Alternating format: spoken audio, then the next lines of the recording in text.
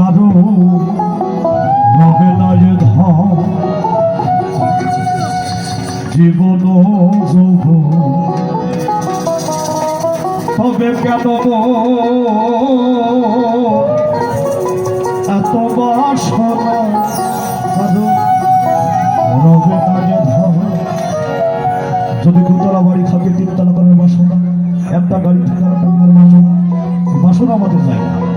স্বামীজি বলছে যে বিষয় বিষয়ে চঞ্চল মন দিবার জন্য তুমি বিষয়ের বিষয়ে তুমি ঘুরে বেড়াচ্ছ চঞ্চল করতে। একবার সবুজের দেশে বই দেখিত বসে, একবার সবুজের দেশে বই দেখিত বসে, উঠিস না দেখেছে পেলে যন্ত্রণা আরো হবে না রে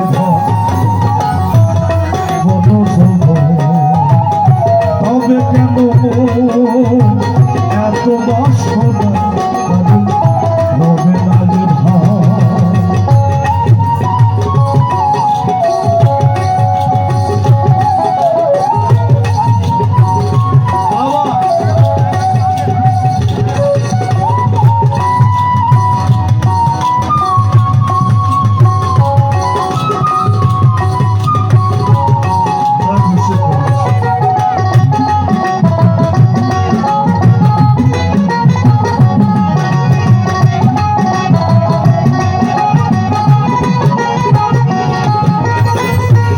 করে কালার চরণে নমস্কার কাননার মন আর কি দুর্দশা যে করে কালার চরণে নমস্কার কাননার মন আর কি দুর্দশা।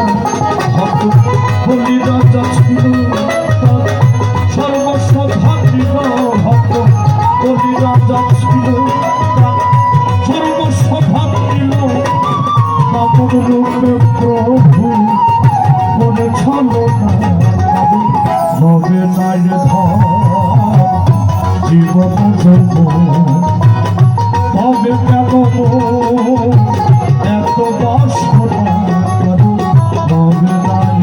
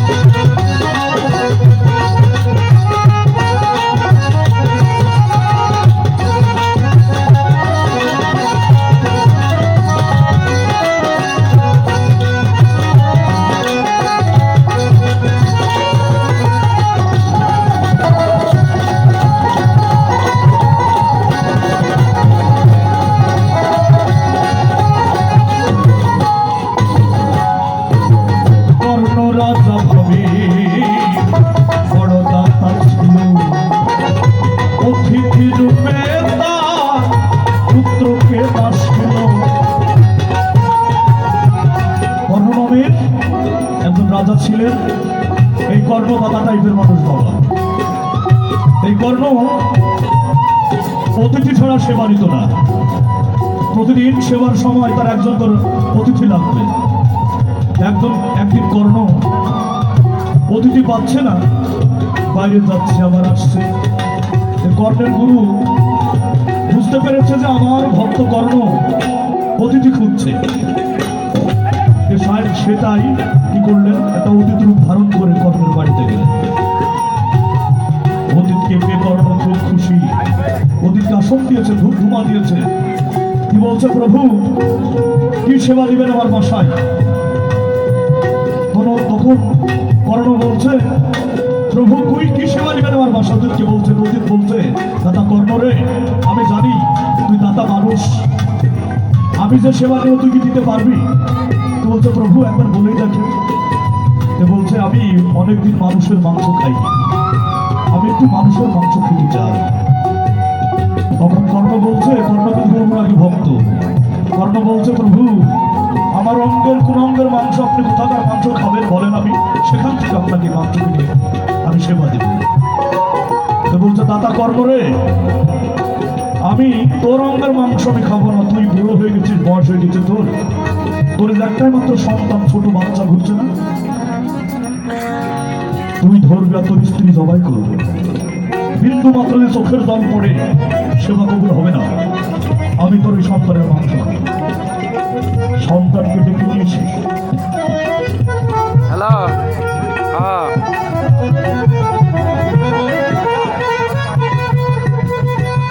আমি আসতেছি, তোমার না নাই তোমার দেওয়া হয় না, এই জন্য এবারে আইতাছি।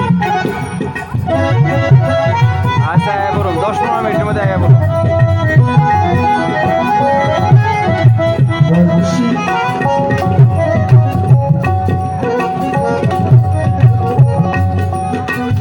সন্তানকে ডেকে নিয়ে এসে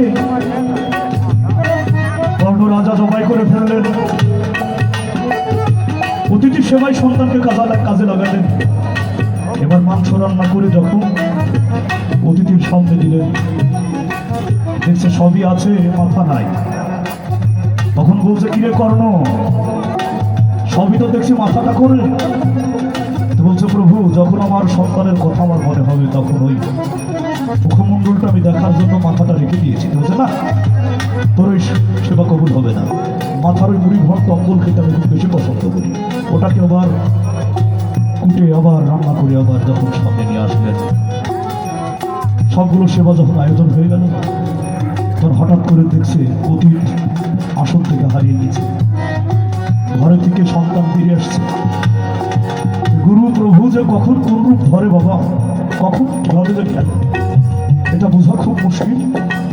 তাই লালন ফকির বলেছেন, কর্ণ রাজা ভাবে বড় দাতা ছিল, অতিথি রূপে তার পুত্রকে আসিল।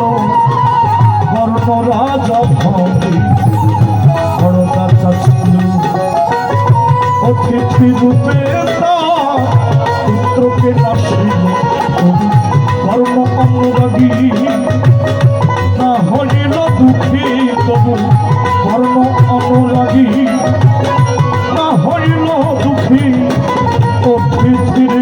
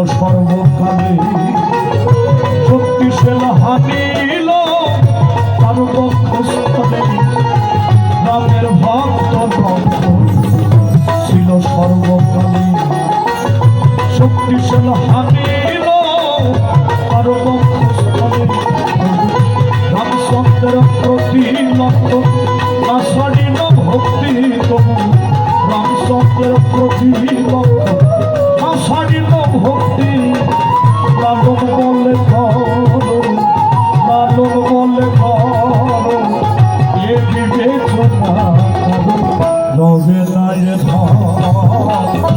জীবন তবে